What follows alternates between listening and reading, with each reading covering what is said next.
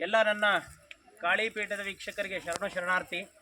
ವೀಕ್ಷಕರೇ, ಇಲ್ಲಿ ಒಂದು ಅದ್ಭುತವಾದಂಥ ಒಂದು ಸ್ಥಳಕ್ಕೆ ಬಂದಿರತಕ್ಕಂಥದ್ದು ಒಂದು ವಿಶೇಷ.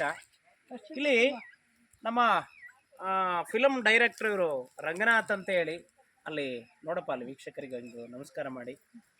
ಫಿಲಮ್ ಡೈರೆಕ್ಟ್ರು ರಂಗನಾಥ್ ಅಂತೇಳಿ ಇವರು ಒಂದು ಉಯ್ಯಾಲಮ್ಮ ಅಂತೇಳಿ ಇವ್ರ ಮನೆ ದೇವರು ಬಂದು ಅನೇಕ ವರ್ಷಗಳಿಂದ ನಿಂತೋಗಿರ್ತಕ್ಕಂಥದ್ದು ಒಂದು ಅಲ್ಲಿ ನಮ್ಮ ಹತ್ರ ಬಂದು ಒಂದು ಶಾಸ್ತ್ರ ಕೇಳ್ತಾರೆ.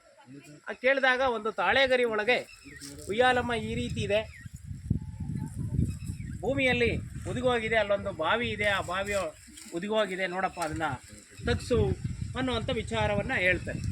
ಆ ವಿಚಾರವನ್ನು ಹೇಳಿದಾಗ ಇವರು ಒಂದು ಅರಿಕೆ ಮಾಡ್ತಾರೆ, ಸ್ವಾಮಿ ಆ ಒಣಗೋಗಿರ್ತಕ್ಕಂಥ ಬಾವಿ ಒಳಗೆ, ಈ ಬೇಸಿಗೆ ಒಳಗೆ ಒಣಗೋಗಿರ್ತಕ್ಕಂಥ ಬಾವಿ ಒಳಗೆ ನೀರು ಬಂದಿದ್ದೇ ಆದರೆ, ಗಂಗೆ ಬಂದಿದ್ರೆ ಆದರೆ ಮತ್ತೆ ಗಂಗಾ ಪೂಜೆಯನ್ನು ಮಾಡಿಸ್ತೇನೆ, ಆ ಉಯ್ಯಾಲಮ್ಮಗೆ ಪುಣ್ಯವನ್ನು ಮಾಡಿಸ್ತೀನಿ ಅನ್ನೋವಂಥದ್ದನ್ನು ಹೇಳ್ತಾರೆ. ನೋಡಿ ವೀಕ್ಷಕರೇ, ಇಲ್ಲಿ ಗಂಗೆ ಈಗ ಈ ಬೇಸಿಗೆ ನೆಟ್ಟು ಬೇಸಿಗೆಯಲ್ಲಿ ಬಂದಿರತಕ್ಕಂಥದ್ದು 20 ಅಡಿ ಆಳದಲ್ಲಿ ಅಮ್ಮನವರು ಇಕ್ಕಿದ್ದಾಗೆ ಉತ್ಪತ್ತಿ ಆಗಿರ್ತಕ್ಕಂಥದ್ದು. ಈ ಒಂದು ಸಂಭ್ರಮವನ್ನು ಆಚರಣೆ ಮಾಡೋದಕ್ಕೆ ಇಷ್ಟೆಲ್ಲ ಜನ, ಗ್ರಾಮದ ಜನ ಎಲ್ಲ ಸೇರ್ಕೊಂಡಿದ್ದಾರೆ. ಈ ಪುಣ್ಯ ನಡೀತಾ ಇದೆ, ಗಂಗಾ ಪೂಜೆ ನಡೀತಾ ಇರತಕ್ಕಂಥದ್ದು ವಿಶೇಷ.